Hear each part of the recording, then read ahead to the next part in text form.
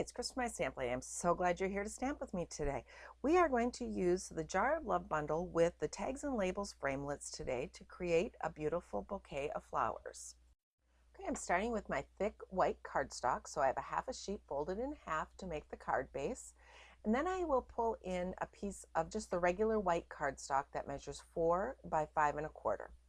So on my magnetic platform, I will put down an acrylic plate, my Whisper White cardstock, and this jar die from the Everyday Jars die set.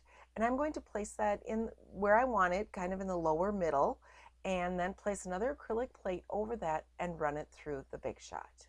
After that's been cut out, I want to stamp my little swoosh on there, and that's because I want to give it a little bit of ground or something to sit on. So I'm using this piece from the Number of Years stamp set in Marina Mist, inked with Marina Mist, to stamp that.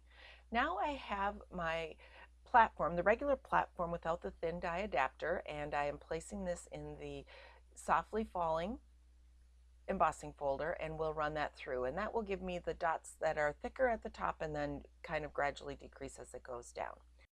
I stamped before I embossed so I would not have to stamp over a bumpy surface. So I'm going to set this aside and I'm going to show you how I stamped a flower. I'm not going to stamp all the flowers, but they are a two-step flower with some different parts that layer. So in Crushed Curry, I am stamping the larger part of the flower, and then I will pull the details in and stamp those in Delightful Dijon. It's a little bit darker yellow. And there's also even just this little piece or an image with these little pieces that are at the top. Then you would find the coordinating die, and using that little piece that's on the die there tells you that that's the top of the die, and run that through. I have lined up the die cut piece over my card base, and now I'm going to stamp the water. So I've inked this image with Soft Sky, stamped it off of my scrap paper, and then get a lighter, just a light image for my water. I'm going to use the fast fuse to apply the adhesive to glue down that embossed piece, and so we'll line it back up over that water and glue that down.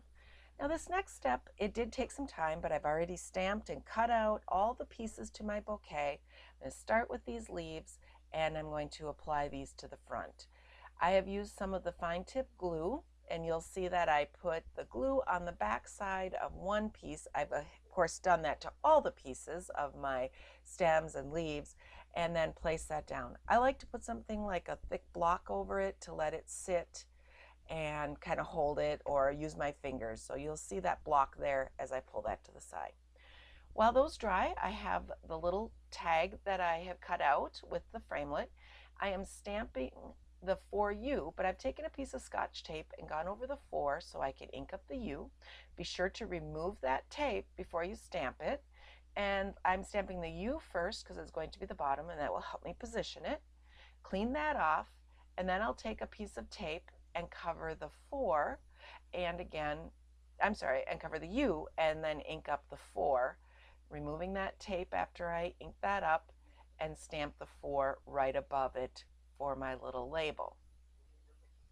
It's easy to mask off parts of images like this and get some more use out of them. There you go. So I have my little die. Now I have stamped the jar in some jet black StazOn ink onto a piece of, it's window sheet, but it's not Stampin' Up's window sheet. It is actually transparency, like you would run through a copier.